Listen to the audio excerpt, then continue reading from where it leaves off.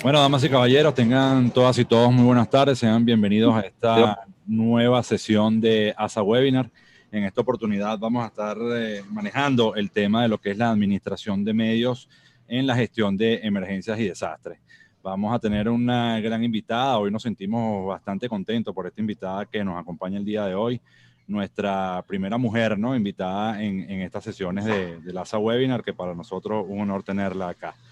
Vamos a repasar antes de nada las normas que vamos a estar manejando acá en la sesión el día de hoy.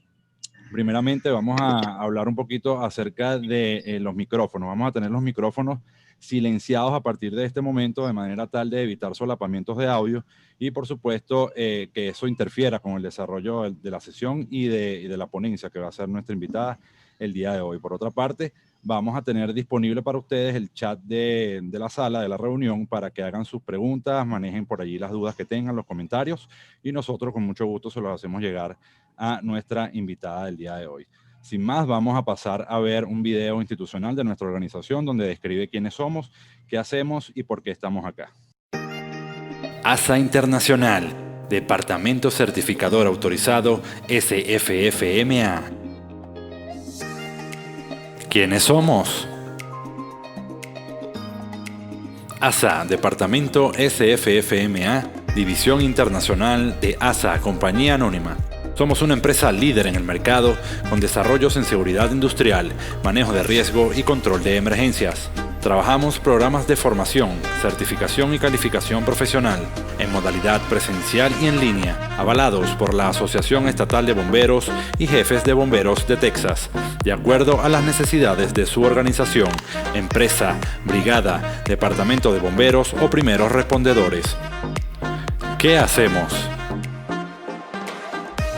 Brindamos formación en las áreas de brigadas de emergencia, soporte básico y avanzado de vida, extinción de incendios, rescate, materiales peligrosos y administración de emergencias, todos en sus diferentes niveles de estandarización de acuerdo a las normas NFPA. Contamos con las siguientes certificaciones disponibles: NFPA 1001, calificación profesional para bomberos; NFPA 1051, calificación para bombero forestal; NFPA 1041, instructor de fuego nivel 1, 2 y 3; NFPA 1002, calificación profesional de conductores y operadores de unidades contra incendio; NFPA 472, calificación profesional de respuesta a incidentes por materiales peligrosos y armas de destrucción masiva, en sus niveles advertencia, operaciones y técnico; NFPA 473, calificación profesional para personal de emergencias médicas prehospitalarias en incidentes por materiales peligrosos; NFPA 1521, calificación profesional de oficiales de seguridad para departamentos de bomberos; NFPA 1407, calificaciones profesionales para equipos de intervención rápida;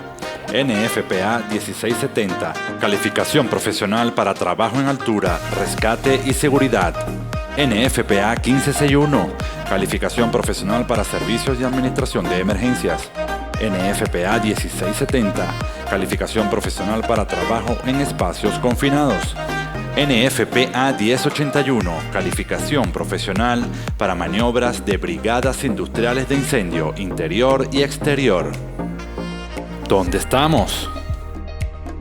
Nuestra organización tiene base comercial operativa en 8 países de América Latina, donde hemos desarrollado actividades formativas en el marco de la acreditación de competencias profesionales, utilizando como estándares de aplicación los códigos que la NFPA establece.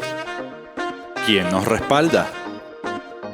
La Asociación Estatal de Bomberos y Jefes de Bomberos de Texas, SFFMA por sus siglas en inglés, organizada en 1876, es la asociación contra incendios más antigua y más grande de Texas, sirviendo a los bomberos y servicios de emergencia de respuesta de Texas y más allá.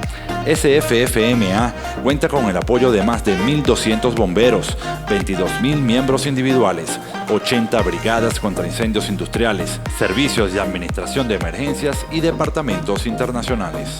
La asociación es muy activa en los esfuerzos legislativos que afectan a los servicios de bomberos y han tenido éxito en conseguir la legislación aprobada que afecta en gran medida la respuesta de servicios de emergencias de Texas. ASA Internacional, Departamento Certificador Autorizado SFFMA, donde estar preparados siempre marcará la diferencia. Ok, jóvenes, buenas tardes, ¿cómo estamos?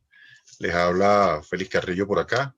Bienvenidos a todos los que hacen vida con nosotros cada semana en este sistema de webinar de información que masificamos a nivel global. Esta semana tenemos una invitada de lujo, como habíamos dicho al inicio, y hablamos de Beatriz Padilla. Beatriz Padilla, en principio, es una compañera nuestra de hace muchos años. Podríamos decir que la vimos crecer en este mundo del manejo de emergencia. Es una persona que tiene muchísimo conocimiento relacionado al área de comunicación, tiene estudios internacionales con relación al tema de su profesionalización en el área de la comunicación. Hace vida en México, es instructora de la escuela en español del curso de manejo de emergencia, o sea, de riesgo en la Universidad de Texas A&M, y forma parte de nuestra estructura en el sistema SFMA porque es miembro internacional. Sin más preámbulos, vamos a dejar que Beatriz nos hable un poquito de ella y antes de iniciar la sesión ya de manera formal. Buenas tardes, Beatriz, ¿cómo estás?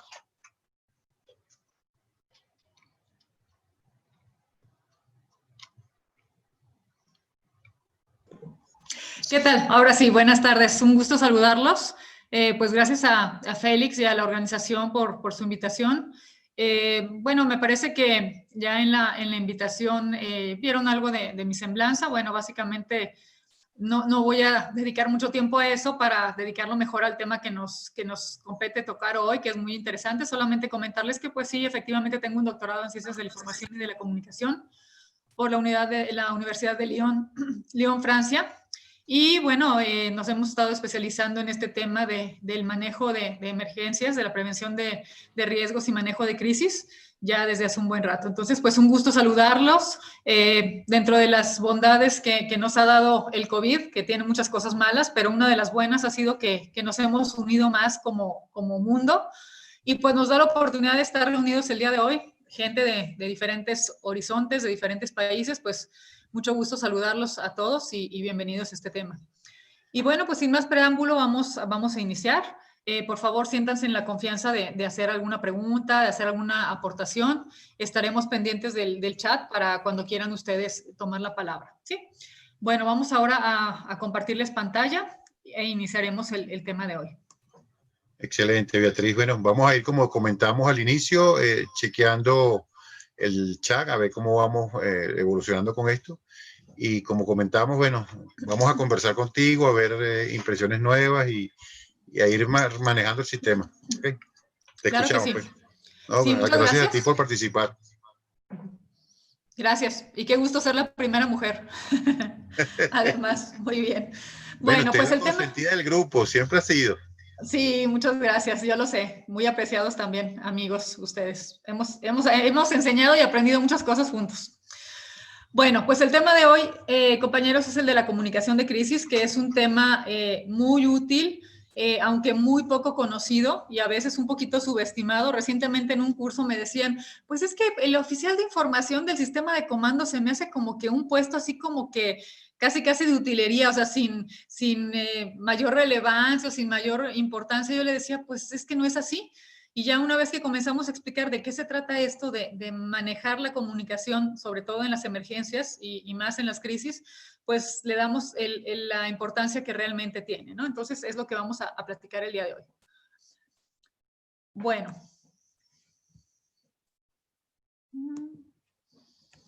Vamos ok. Fíjense que hay un tema súper importante en función de lo que Beatriz comenta, y es que esta figura es una figura emblemática en el sistema de comando. O sea, el PIO, como se conoce en inglés, es la figura que de alguna manera controla todo el manejo de la información. Y es una de las cosas que, como tú bien decías, hemos descuidado muchísimo en los países porque se considera que la información no es lo más importante, a pesar de que sí lo es, porque de ahí depende que muchas cosas puedan puedan surgir, y esto es lo que hoy por hoy tú nos vas a aclarar pues a todos los que estamos aquí hoy en la sala. Claro que sí.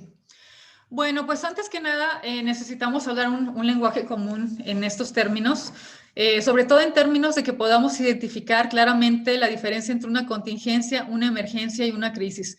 Realmente, ¿cómo podemos identificarlas? Bueno, básicamente cuando hablamos de una contingencia es un evento que ocurre, no, a lo mejor hablando de una empresa, pero bueno, esto es aplicable a cualquier otro entorno, un evento que nos para, por ejemplo, el proceso de producción, que nos impide continuar con nuestra rutina productiva, pero que no genera un riesgo a las vidas de las personas, al inmueble, al medio ambiente. Entonces, cuando hablamos de una contingencia, pudiéramos estar hablando de algo así, de un evento como un corte de suministro eléctrico, ¿no? Que a lo mejor en ese momento no te permite trabajar, pero que no representa daños mayores y es, digamos, una ruptura de la continuidad de las operaciones, pero pues por el lapso de unas horas o un momento corto, relativamente corto, ¿no? En el caso de una emergencia, ya es una situación que requiere una administración, una participación operativa de un grupo de personas entrenadas. En este caso, pudiéramos aplicar, o sería de mucha utilidad aplicar un sistema de comando de incidentes para el manejo de una emergencia. Y cuando estamos hablando de emergencia, pues cuando ya tenemos daños a las personas, daños en las instalaciones, en infraestructura, algunos daños al medio ambiente, pero una emergencia podemos decir que es todavía un evento que está relativamente controlado por pocas personas. Es un evento en el que conocemos perfectamente los protocolos de acción, a quién le toca hacer qué cosas, digamos, donde la emergencia se mantiene hasta cierto punto controlable y pequeña, y donde la continuidad de las operaciones se ve afectada, pero tampoco a gran plazo, ¿no? En el caso de una crisis es cuando ya el evento se sale totalmente de control, donde ya no estamos solamente dentro de una empresa o dentro de un lugar pequeño, sino de un evento en donde ya realmente hay muchas, digamos, situaciones encadenadas, donde hay la presencia de muchos públicos diferentes, tanto para controlar el evento que pudo haber ocurrido, como porque hay mucha necesidad de información justamente, ¿no? Hay muchos públicos a quienes informar. El evento ya es de gran magnitud, llama la atención de los medios de comunicación, porque es obviamente un evento que ya representa pérdidas humanas, daños a inmuebles, al medio ambiente. Entonces, ya tenemos la presencia de redes sociales, de medios de comunicación encima, y solamente nada más esos públicos. También tenemos a lo mejor autoridades que llegan a pedir información, familiares de víctimas, los vecinos, algunas asociaciones, etcétera. Entonces, una crisis ya es un evento mayor de gran envergadura. Pero lo importante es saber que en todo caso la información siempre va a ser muy importante, ¿no? Ya sea como comentaba Félix, desde el momento en que tenemos que controlar una emergencia, si no nos comunicamos, si no nos ponemos de acuerdo qué va a hacer cada persona, no lo vamos a poder coordinar. Pero igualmente, si el evento es grande, necesitamos información e informar también a la comunidad y a otros públicos sobre lo que tenemos que hacer. Entonces, en este momento, yo siempre les pregunto a mis alumnos cuando hablamos de este tema, si realmente estarían capacitados, estarían listos para en este momento dar una declaración de prensa, para saber cómo estructurar un mensaje delante de una cámara. Cuando alguien llega y te pone una grabadora, ¿estarías listo para tener una idea clara de qué poder decir? ¿Qué declaración tenemos que hacer? Porque también me han preguntado, oye Beatriz, ¿y qué tal que mejor no declaramos hasta saber qué fue lo que realmente pasó? Les digo, no es posible hacer eso, porque entonces van a surgir muchas versiones en las redes sociales, incluso rumores, versiones falsas. Si tú no informas, pues esas versiones siempre van a tener más peso que las tuyas. Como quien dice, el que pega primero pega dos veces. Entonces, tienes que comenzar a informar desde el principio, aunque no sepas, porque muchas veces no vas a informar digamos, de cuáles fueron las causas, sino más bien de lo que está ocurriendo en este momento, ¿no? Entonces, ya las causas las vas a informar posteriormente, pero sí tienes que comenzar a informar sobre el hecho, pero tienes que tener una estructura muy clara de qué puedes decir o qué debes decir en los primeros momentos, ¿no? Entonces, por eso es muy relevante contar con personal capacitado en este tema, tanto como un oficial de información en el sistema de comando de incidentes o un portavoz institucional si estamos hablando de una empresa, ¿no? Entonces, por eso es muy, muy relevante la comunicación. Bueno, para muestra un botón, pues aquí tenemos diferentes tipos de crisis. La primera institución que ustedes pueden ver ahí es la planta petroquímica de Deer Park, en Texas. Muchos de ustedes seguramente conocen este caso. Inicia con un incendio de 8 tanques de xileno y nafta. y pues la compañía es Intercontinental Terminals, ¿no? Entonces era una compañía que almacenaba estos productos que sufrió un gran incendio. Y bueno, este evento generó una gran movilización, una gran comunicación, tanto por las redes sociales como la información que el gobierno estuvo emitiendo a la gente, los medios de comunicación no se digan. Entonces, ¿por qué generó tanto revuelo? Porque obviamente pues era un evento que estaba poniendo en riesgo o generaba mucha expectativa, mucha inquietud a la comunidad, a la gente que vivía cerca.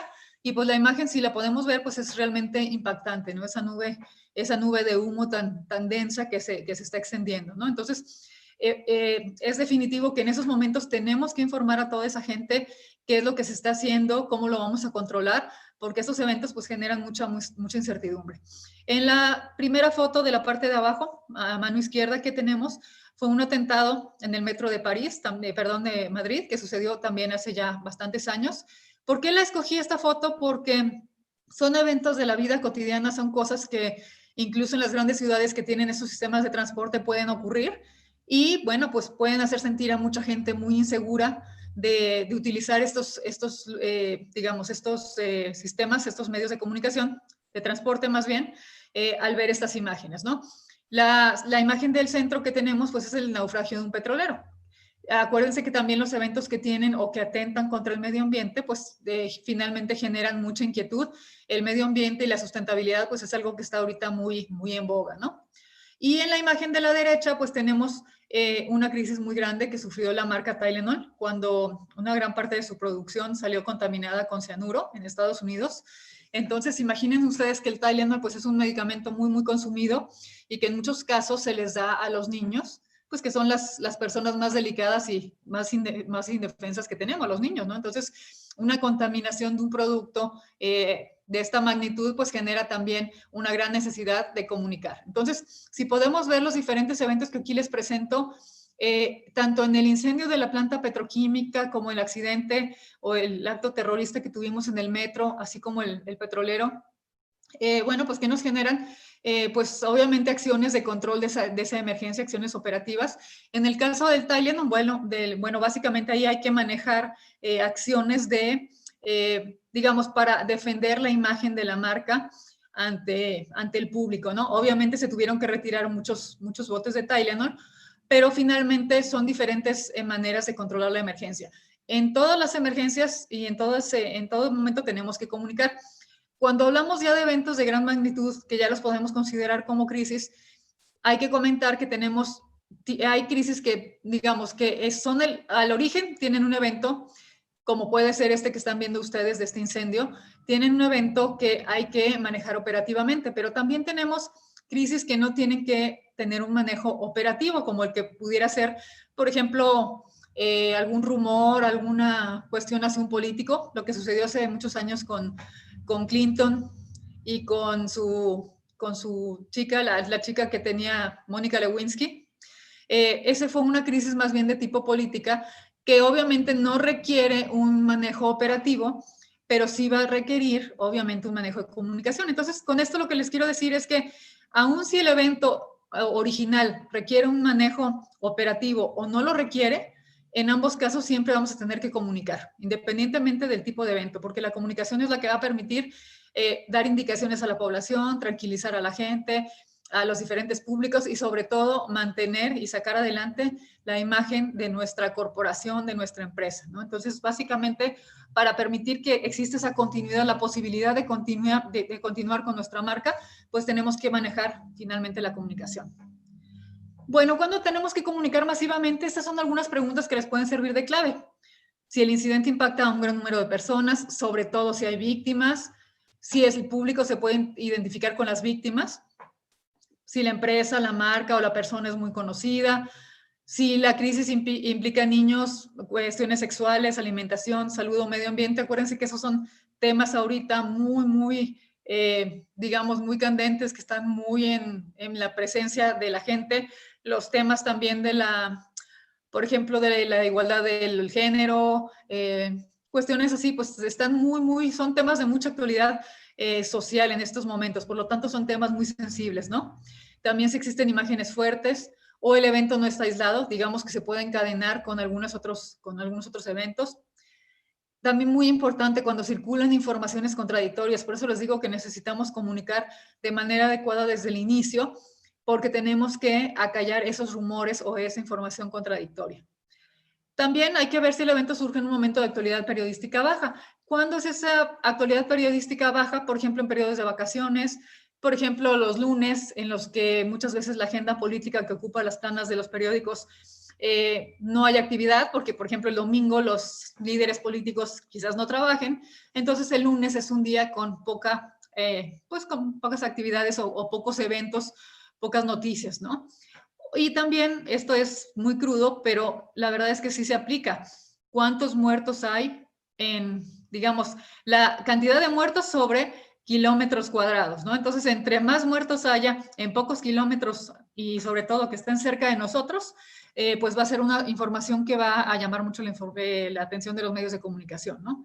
Entonces, ¿cuál es la distancia en relación al evento? Obviamente nos va a preocupar más un evento que es cercano geográficamente a nosotros. ¿Qué es lo que hacen los medios de comunicación? Pues básicamente dan visibilidad y garantizan la existencia del hecho.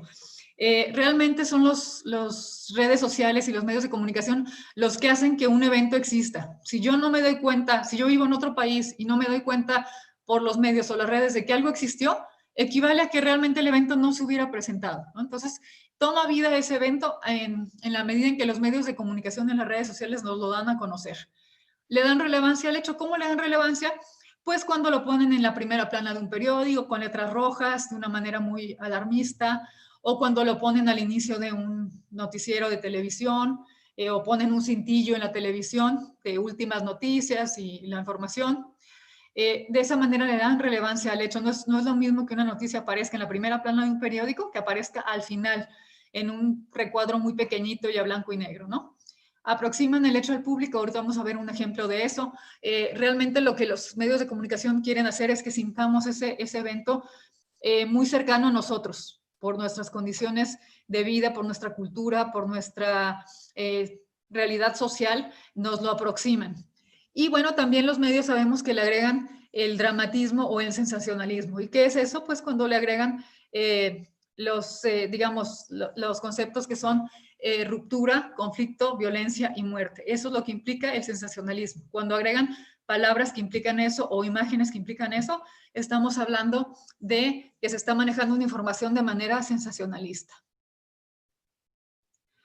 Aquí son algunos ejemplos que les quiero dar de cómo los medios aproximan la noticia a nosotros. Si vemos donde dice actualidad, la fotografía donde dice actualidad, podemos ver unas personas que traen unos trajes tipo Tyvek, algunos respiradores, guantes, vemos unos productos de limpieza y en el contexto actual en el que estamos viviendo pudiéramos pensar que esta fotografía es de ahorita. Podemos decir, pues es que es el COVID, es gente que está limpiando, desinfectando algún área, es del COVID, esto está pasando ahorita y realmente no.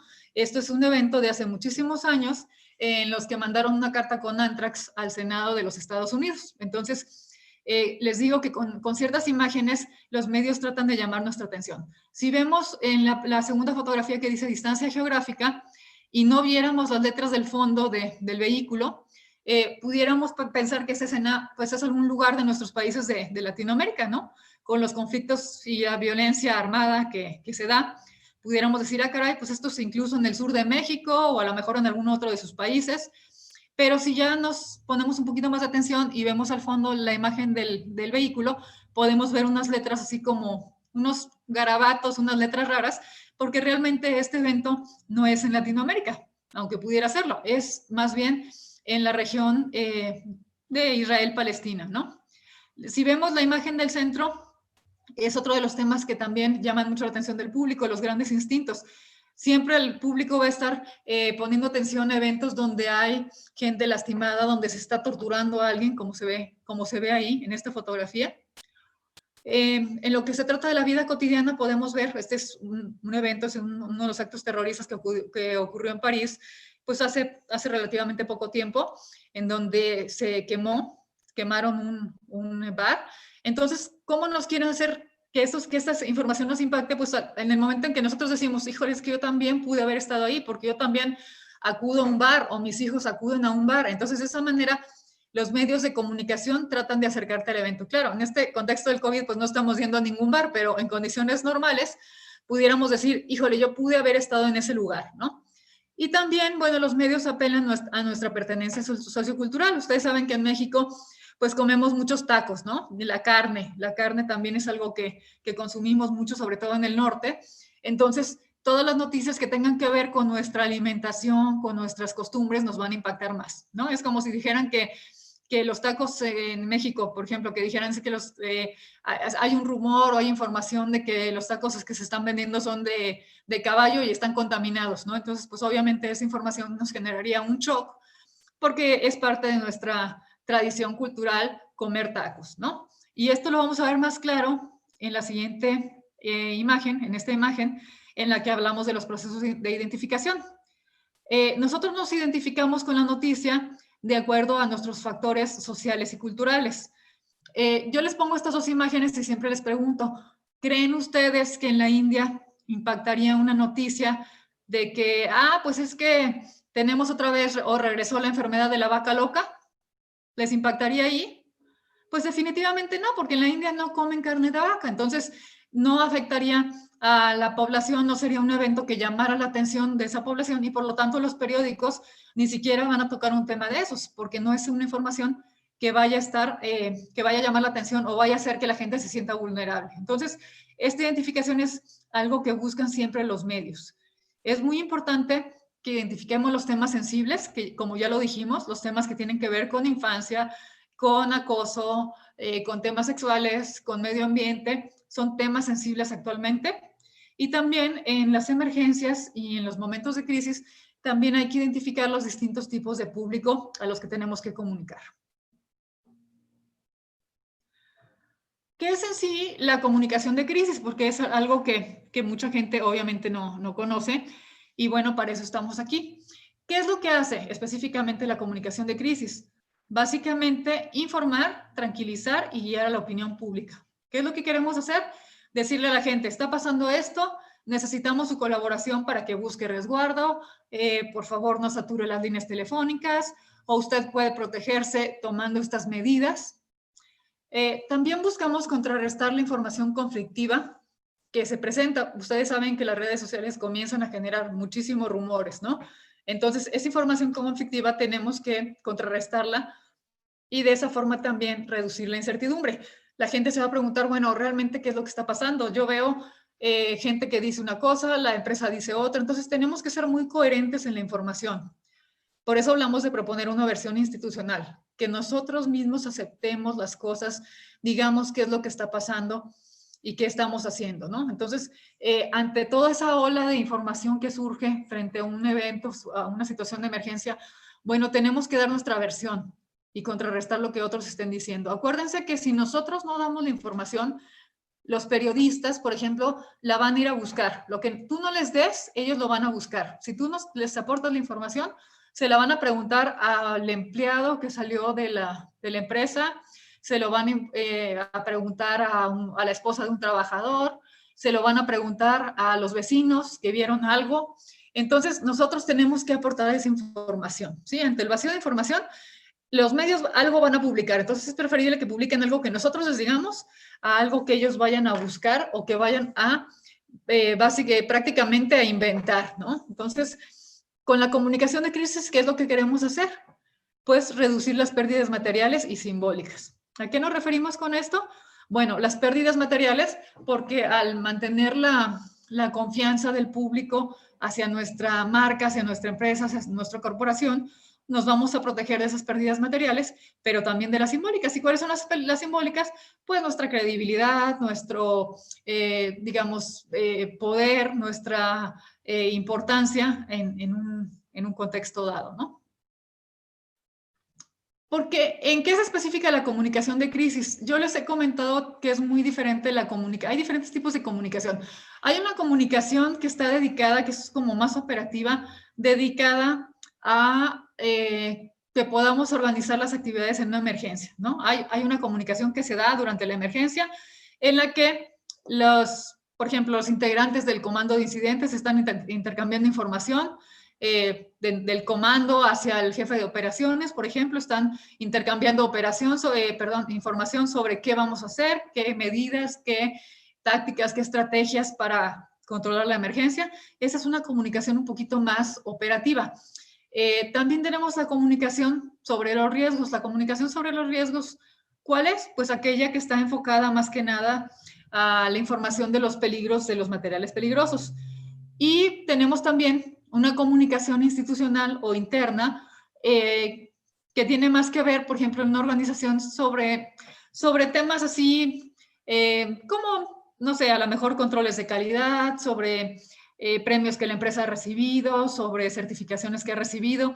Esa es una comunicación interna y es una comunicación cotidiana, una comunicación sencilla. La que es más complicada de llevar a cabo es la comunicación de crisis, porque justamente tenemos que pensar muy bien qué vamos a decir y de qué manera, ¿no? Entonces, la comunicación de crisis tiene que ser tanto preventiva como reactiva. ¿A qué nos referimos con esto? A que tenemos que tener pensada estrategias, tener desarrollados argumentos, tener a la gente preparada para comunicar, y reactiva porque en el momento que se presenta una emergencia, pues tenemos que comunicar de manera rápida, como ya les comentaba. Tiene que ser una comunicación inmediata, pero no precipitada.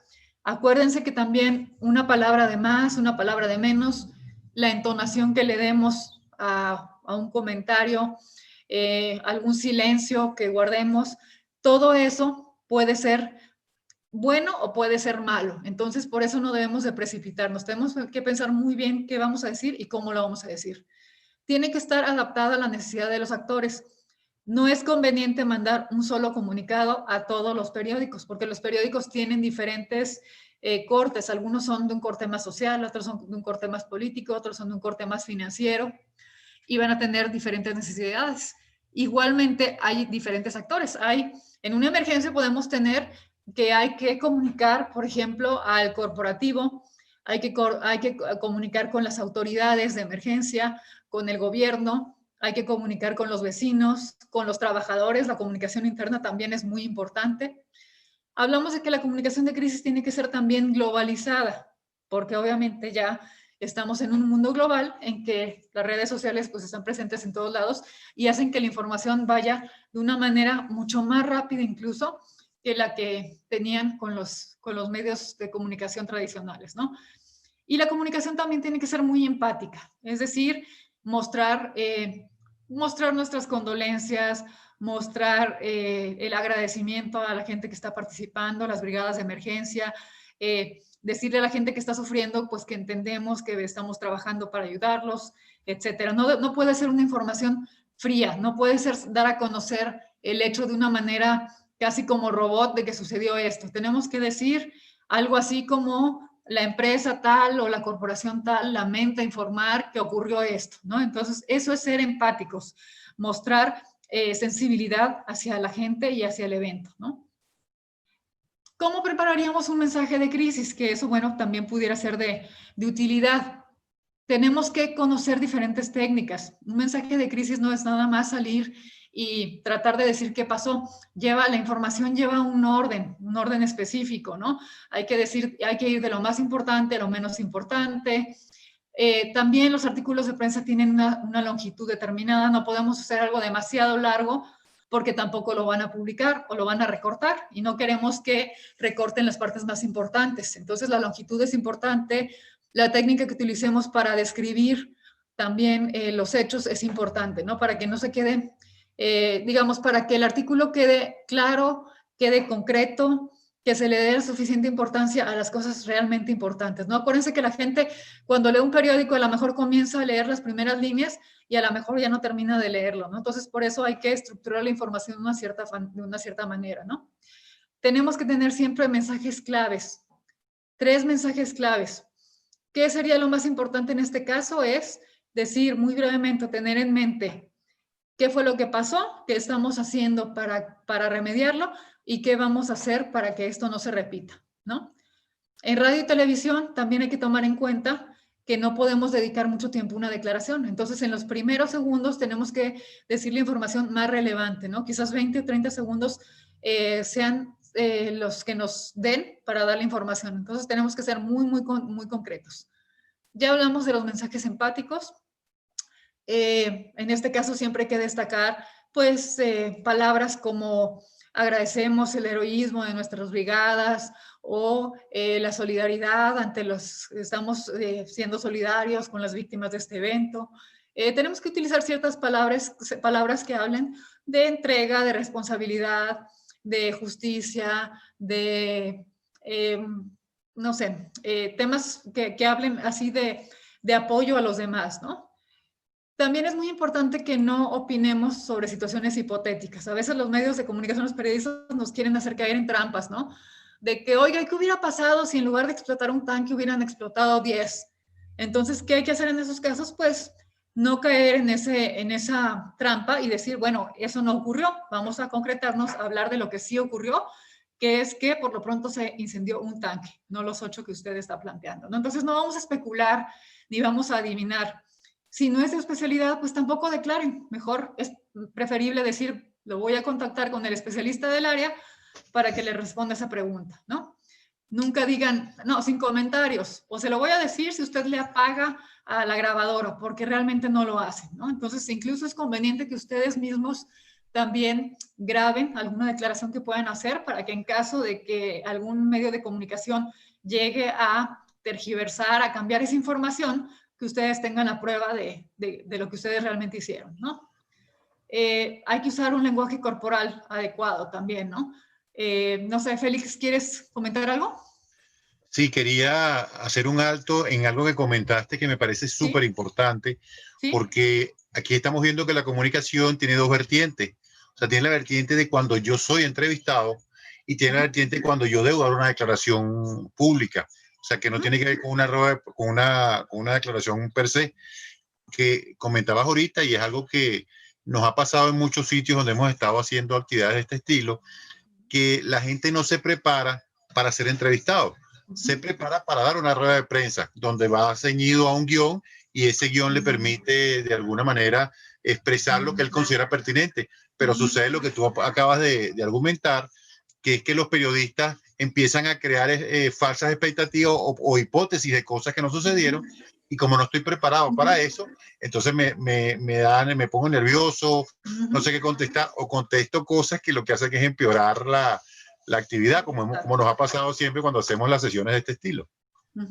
Exacto. Sí, es que por eso es importante llevar algo por escrito, que esté lo más completo posible, pero también hay que estar preparados para toda otra información que nos puedan pedir. Siempre es importante estar previendo qué preguntas nos puede hacer la prensa o el público o alguna autoridad. Siempre hay que prever eso, porque no nada más puede ser que te pregunten algo más de lo que tú llevas ya por escrito, pero también cabe señalar que entre más completo esté tu comunicado, menos preguntas vas a recibir, ¿no? Entonces es importante que se prevea mucho y que la persona que sea el portavoz o el vocero de información que vaya muy bien preparado para cualquier, que conozca muy bien la situación, para estar a la medida y a la altura de poder resolver cualquier duda, ¿no? Y si de plano no lo sabe, pues ya mejor llamar a algún especialista, ¿no? En lo que decíamos del lenguaje corporal, sí, dime, Félix. Disculpa, tenemos una pregunta de Sí. Alexander González. Él Sí. nos habla de cómo mantener una comunicación en emergencias cuando hay inmersas situaciones políticas sensibles, o sea, cómo lo debemos manejar. Bueno, ahí básicamente pues es tener una reunión previa, ¿no? Para eso también es importante que antes de cualquier desplegado de prensa o cualquier rueda de prensa, tenemos que realmente tomar digamos, hacer una lluvia de ideas, tener una reunión. Si estamos en un sistema de comando de incidentes, pues obviamente el comandante de incidente tiene que, digamos, aprobar la información. Y si estamos en el caso de una empresa, bueno, tenemos que reunirnos la gente de diferentes áreas, que es lo que vamos a hablar ahorita. Tenemos que instalar un comité de crisis con gente de diferentes áreas y entre todas esas personas justamente pensar qué es lo que vamos a decir y en base a ese tema político, ¿no? Decir, bueno, si decimos esto nos puede afectar políticamente de esta manera, pero si no lo decimos también. Entonces, tenemos que analizar muy bien el contexto y tomar una decisión grupal de qué es lo que tenemos que decir, ¿no? Pero para contestar esa pregunta sería, digamos, sería importante tener un caso más específico, ¿no? Pero sí, definitivamente hay que tomar en cuenta el aspecto político, ¿no? Sí es.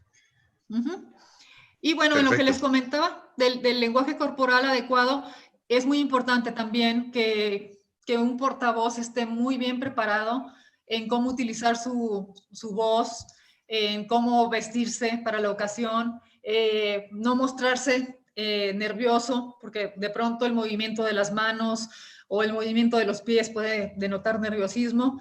Y también tener estrategias precisas para controlar redes sociales y los rumores que se generan en las redes sociales. Hay técnicas especiales para el manejo de rumores, ¿no? Entonces eso es importante también conocerlo.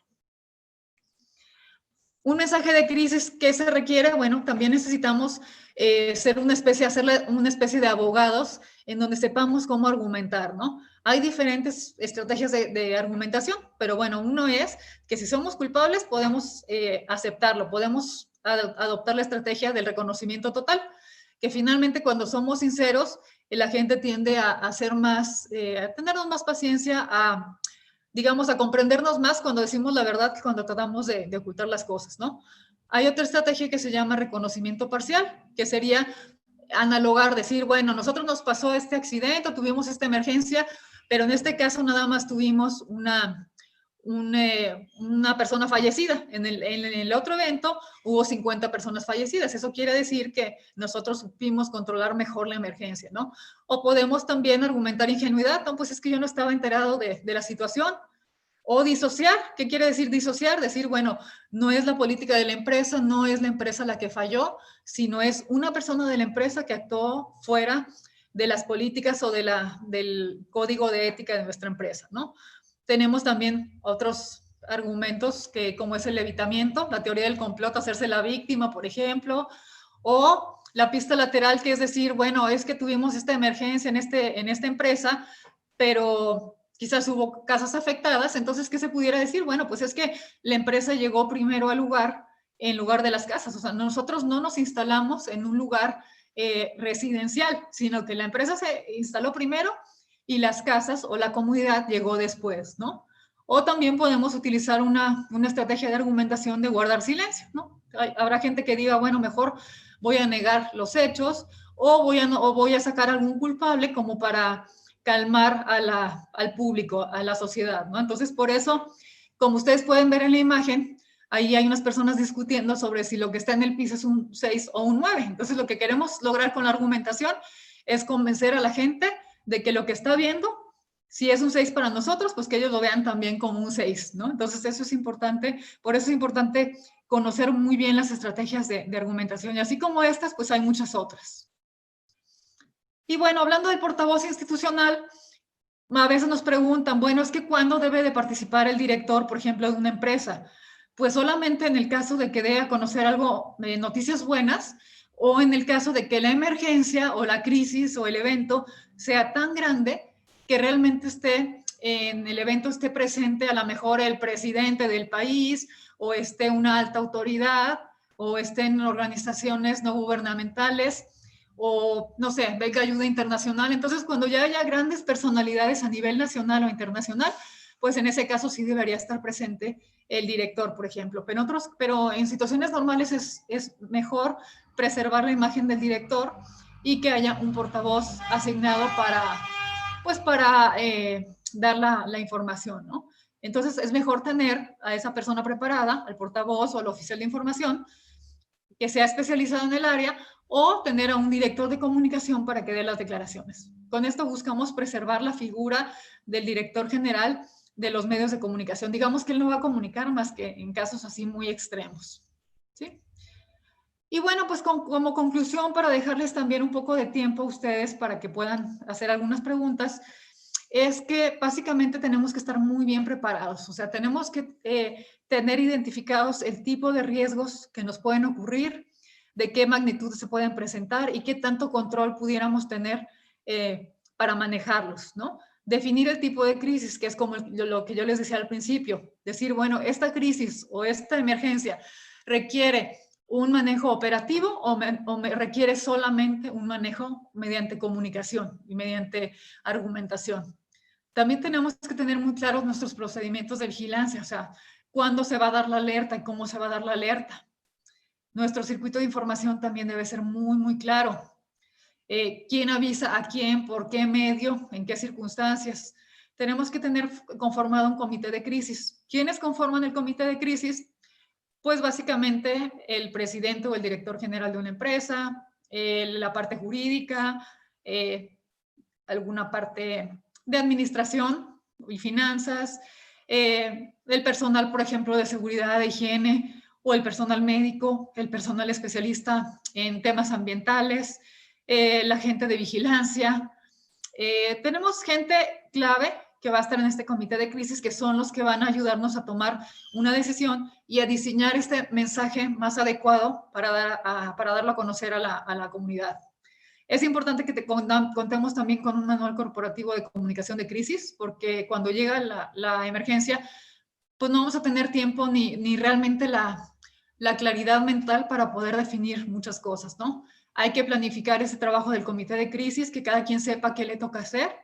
También hay que hacer simulacros con el comité de crisis.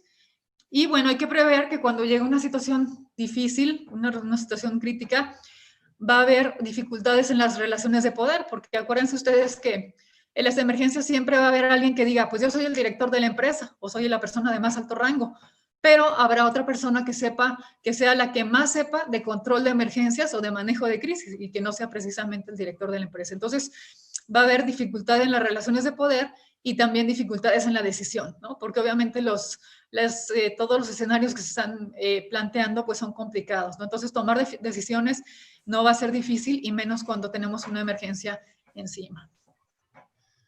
Y bueno, pues comentarles que el ideograma chino de la crisis nos habla de que justamente una crisis es una situación en la que podemos tener un riesgo o también podemos tener oportunidad. ¿Y cuál es la oportunidad? Pues de hacer mejoras en nuestros procesos, en nuestras manejo, en nuestra gestión de las emergencias.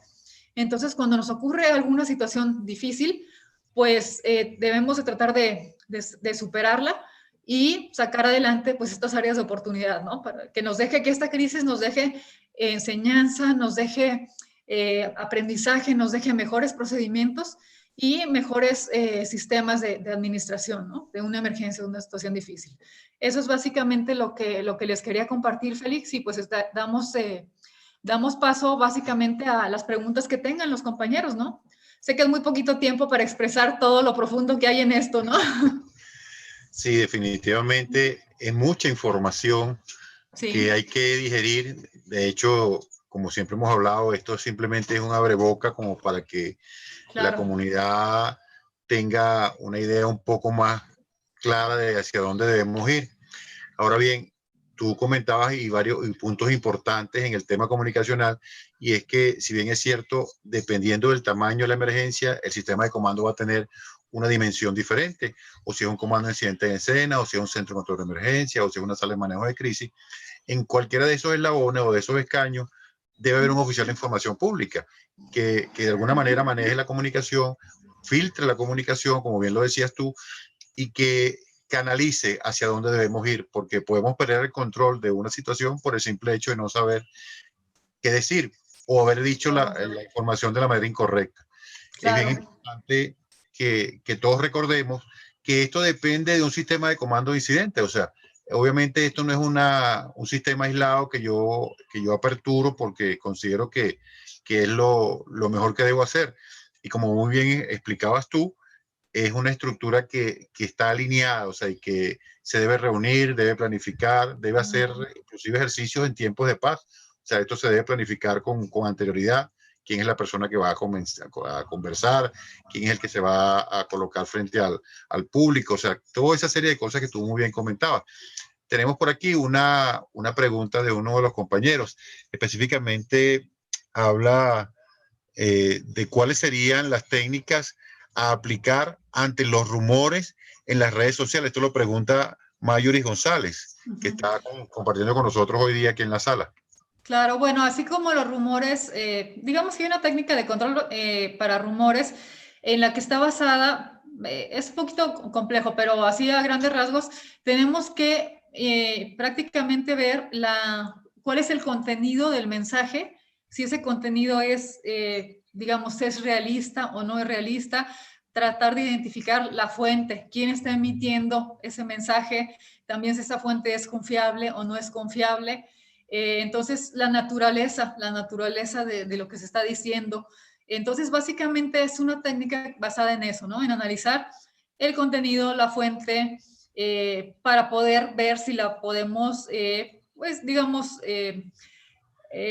desactivar, ¿no? Desacreditando la fuente, por ejemplo, o haciendo ver que el contenido no es creíble. Entonces ya hay una serie de estrategias que son un poquito más, que requeriríamos un poquito más de tiempo, pero sí las hay, ¿no? Básicamente para manejar esos rumores, ¿no? Estamos Ok. viendo aquí que también hablan de la comunicación en manejos en manejo de la información que transmitimos por medio de fotografías y videos, ¿no? Bueno, básicamente también ahí es lo que yo les decía, ¿no? Que si vamos a transmitir videos, bueno, tenemos que tener muy claro lo que queremos informar, ¿no? Y sobre todo, pues informarlo en un tiempo clave que sea corto porque pueden ser recortados, ¿no? Entonces es importante que manejemos mucho los tiempos en la comunicación. Ahora, también acuérdense, aquí alguien está hablando sobre el tema de cómo volcar la opinión pública en las redes a nuestro favor sobre los rumores y los fakes. Es lo mismo, o sea, es lo mismo que yo les comentaba. Hay que hacer un análisis realmente de esa información para ver cómo podemos contrarrestarla, ¿no?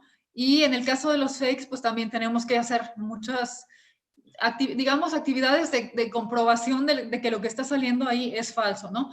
El problema que ahorita tenemos es que cualquier persona es un periodista en potencia, ¿no? Como tenemos los teléfonos celulares, cualquier persona puede tomar una imagen, puede mandarla a un medio de comunicación, puede incluso cambiar la voz, cambiar el fondo, insertar algún video. Entonces estamos sí muy expuestos ahorita a las redes de comunicación y a un manejo inadecuado, ¿no? De la información, ¿sí?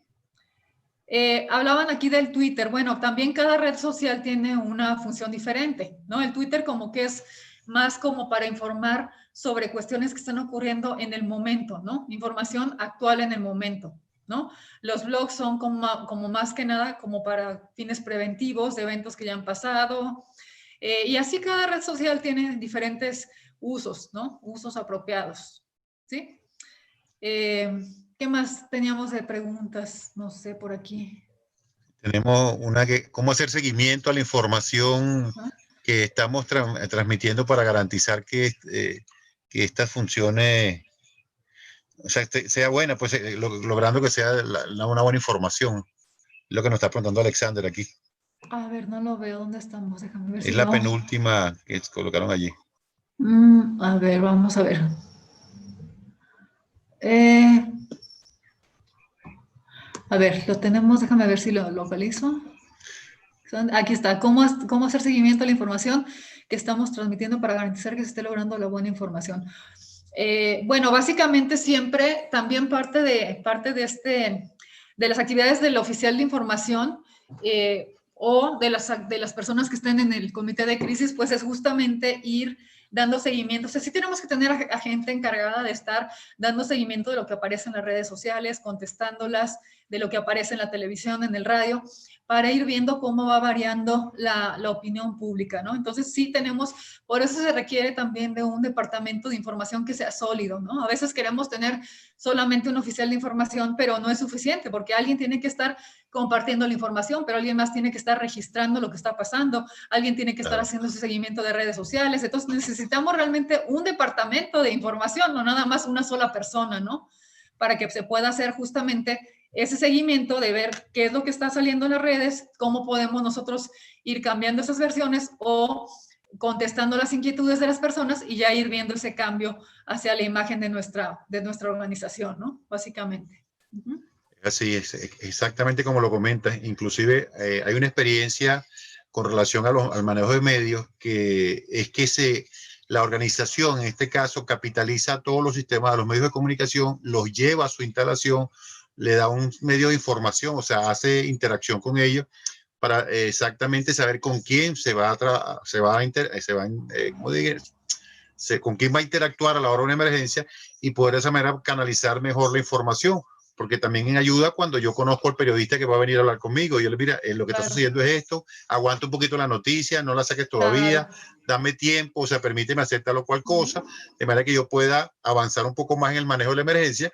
Y como bien tú lo comentas, o sea, esto no es un trabajo del comandante del incidente ni del jefe de operaciones, no, este es un grupo, un equipo de personas que está abocado solo al tema de información, al de manejo de medios, fotografías, videos, entrevistas, capitalización del espacio, o sea, todo eso aunado a una emergencia que se está generando de manera aislada, porque eso no es parte de lo que él va a manejar.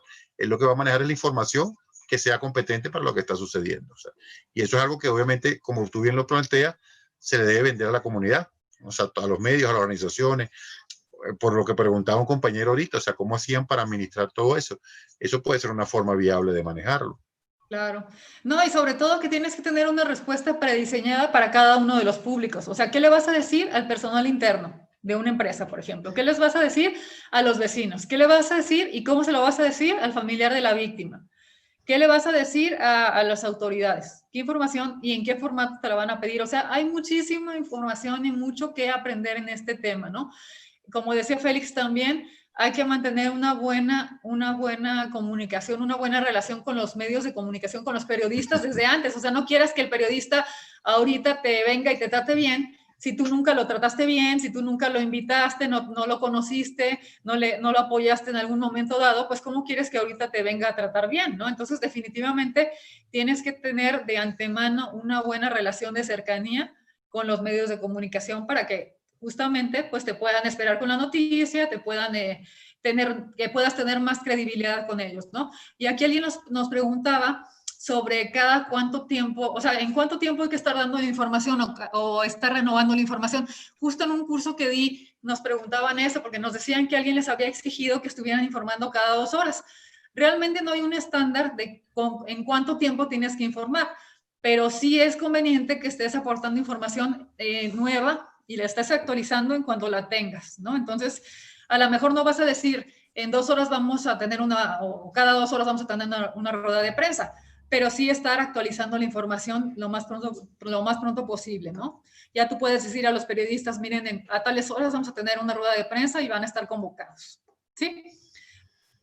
Sí, perfecto. O sea, es atenderlo, es darle su lugar y su puesto para que ellos no hagan lo que no deban hacer, que es irse hasta donde no deben llegar, que es uno de los problemas que usualmente se consigue uno en las emergencias, que consigue a periodistas metidos en áreas de impacto, tratando de hacer cosas que lo ponen en peligro por el hecho de querer dar eso que se conoce como el tubazo, o sea, la primicia. Yo fui el que saqué la mejor fotografía o di la mejor declaración o puse hoy día la mejor imagen, aunado a que tenemos, como decías tú al principio, periodistas en todos los lugares. Un teléfono celular es un periodista en potencia, porque el que tiene la capacidad de poder grabar y hacer cosas.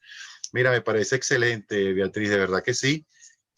Siento que hemos estado o le hemos dado al colectivo bastante información que los va a poder ayudar, que van a poder con esto encaminar su estructura de información en sus centros de, bien sea de trabajo o departamentos de bomberos, que los va a ayudar a salir bien parados con cualquier cosa de este estilo que se pueda presentar. Me gustaría, por favor, que todos los que están en la sala prendieran sus cámaras para que hiciéramos una fotografía de todo el grupo para documentar su asistencia hoy día a la actividad. Y seguimos conversando con Beatriz mientras estamos apareciendo aquí en la fotografía. Por ahí Leonardo puso una foto de cuando estábamos en el podio y en la universidad, que estabas, mira, ahí no sé si lo estás viendo, la está mostrando, que se ve haciendo... sí es cierto. Ahí está. Hace un par de años creo que estuvo Leo con nosotros por allá. Sí. Curso de gerencia de incendios. Ajá. Sí, claro. Por ahí nos preguntaban también de que si un comandante era el que tenía que hacer la declaración o el portavoz. No, es mejor que haya un portavoz asignado, ¿eh? Claro. Realmente, no. Aquí más bien la política para darle a la gente es nadie declara más que el portavoz que está asignado, ¿sí? Nadie más puede dar declaraciones, ¿no? Porque si no, luego entrevistan a la gente y cada quien dice cosas que luego no tienen coherencia, ¿no? Entonces hay que hablar de eso desde el inicio, ¿no? ¿Quién es la única persona que está facultada para ser portavoz? Sí, de hecho todo el mundo lo identifica, por eso en el sistema de comandos se utilizan chalecos, se utilizan claro. renombramientos. O sea, usted sabe quién es el PIO o el oficial de información pública o el vocero autorizado, que son las dos figuras que uno va a conseguir allí. Y es el que va a poder dar algún tipo de declaración, amén de que exista, como tú comentabas, un comandante de incidente ahí en la escena. Claro. Bueno, amigos, vamos a seguir con nuestro moderador, Jesús, por favor, para que sigamos en el curso de las actividades. Así es, de verdad, bueno, bien contento con la presentación que nos dio nuestra amiga Beatriz. Por ahí en el chat el amigo Leo comunicaba así la intención de compartir con nosotros vía voz. Ya puedes activar tu micrófono, Leo, si aún deseas decirnos. ¿Cómo estás? Bueno, gracias. Gracias Beatriz, gracias Félix, gracias a todos y buenas tardes a los que nos saludé. Que realmente lo que dijo Beatriz es algo que yo viví personalmente el año pasado en un curso de gerencia en el combate de incendios en la Universidad de Texas A&M, donde fui protagonista de dar una novedad de un incendio, de un escape, de una fuga de un tanque de almacenaje, y donde, pese a que era todo una teatralización, realmente se me hizo complicado, porque el resto de la gente que estaba preguntándome, que eran nuestros propios compañeros, me abordaban con preguntas y había que responder rápido y con certeza, porque si uno dice una cosa de más, la prensa lo toma como algo grave, si dice algo de menos, lo toma como una especulación, como que uno está encubriendo algo. Y realmente fue una experiencia maravillosa la que tuve, al lado de Félix y de Beatriz en la universidad, pero he dado muchas entrevistas en mis 27 años de bomberos, pero la presión que tuve ese día, pese a que era todo ficticio, no me lo olvido más. Sí. Fue complicado. Te hicimos sufrir, Leo. Me hicieron sufrir, pero aprendí, fue muy lindo. Claro, se sufre, pero se aprende, exacto. Sí. Es algo para explotarlo eso, la verdad que es muy interesante. Eli, buenas tardes, creo que quieres decir algo, porque vi que abriste el micrófono por allí. Perfecto, bueno, tenemos amigos de Perú, de Colombia, Ecuador, Chile, Argentina. Gracias por estar con nosotros. Jesús, te dejamos el micrófono para ti entonces. Sí, Félix, muchísimas gracias a todos los asistentes que llegaron hasta acá y se dieron a la tarea de conectarse en esta sala para compartir con nosotros. Y bueno, vamos a finalizar de nuevo viendo nuestro video institucional donde describe quiénes somos y por qué estamos acá. De nuevo reiterando el agradecimiento y bien contentos por la participación, como siempre, en todas nuestras sesiones. Hoy fue bastante buena. Que esto no fuera posible si no fuera por ustedes. Así que lo dejamos con el video y esperamos verlos en nuestra próxima sesión. Muchísimas gracias por estar acá.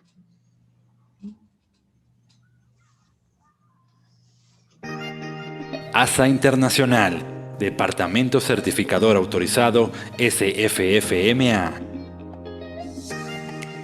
¿Quiénes somos? ASA, Departamento SFFMA, División Internacional de ASA, Compañía Anónima. Somos una empresa líder en el mercado con desarrollos en seguridad industrial, manejo de riesgo y control de emergencias. Trabajamos programas de formación, certificación y calificación profesional en modalidad presencial y en línea, avalados por la Asociación Estatal de Bomberos y Jefes de Bomberos de Texas, de acuerdo a las necesidades de su organización, empresa, brigada, departamento de bomberos o primeros respondedores. ¿Qué hacemos? Brindamos formación en las áreas de brigadas de emergencia, soporte básico y avanzado de vida, extinción de incendios, rescate, materiales peligrosos y administración de emergencias, todos en sus diferentes niveles de estandarización de acuerdo a las normas NFPA. Contamos con las siguientes certificaciones disponibles: NFPA 1001, calificación profesional para bomberos; NFPA 1051, calificación para bombero forestal; NFPA 1041, instructor de fuego nivel 1, 2 y 3; NFPA 1002, calificación profesional de conductores y operadores de unidades contra incendio; NFPA 472, calificación profesional de respuesta a incidentes por materiales peligrosos y armas de destrucción masiva en sus niveles advertencia, operaciones y técnico. NFPA 473, calificación profesional para personal de emergencias médicas prehospitalarias en incidentes por materiales peligrosos. NFPA 1521, calificación profesional de oficiales de seguridad para departamentos de bomberos. NFPA 1407, calificaciones profesionales para equipos de intervención rápida. NFPA 1670, calificación profesional para trabajo en altura, rescate y seguridad. NFPA 1561, calificación profesional para servicios de administración de emergencias. NFPA 1670, calificación profesional para trabajo en espacios confinados. NFPA 1081, calificación profesional para maniobras de brigadas industriales de incendio interior y exterior. ¿Dónde estamos? Nuestra organización tiene base comercial operativa en 8 países de América Latina, donde hemos desarrollado actividades formativas en el marco de la acreditación de competencias profesionales, utilizando como estándares de aplicación los códigos que la NFPA establece. ¿Quién nos respalda? La Asociación Estatal de Bomberos y Jefes de Bomberos de Texas, SFFMA por sus siglas en inglés, organizada en 1876, es la asociación contra incendios más antigua y más grande de Texas, sirviendo a los bomberos y servicios de emergencia de respuesta de Texas y más allá. SFFMA cuenta con el apoyo de más de 1.200 bomberos, 22.000 miembros individuales, 80 brigadas contra incendios industriales, servicios de administración de emergencias y departamentos internacionales. La asociación es muy activa en los esfuerzos legislativos que afectan a los servicios de bomberos y han tenido éxito en conseguir la legislación aprobada que afecta en gran medida la respuesta de servicios de emergencias de Texas. ASA Internacional, Departamento Certificador Autorizado SFFMA, donde estar preparados siempre marcará la diferencia.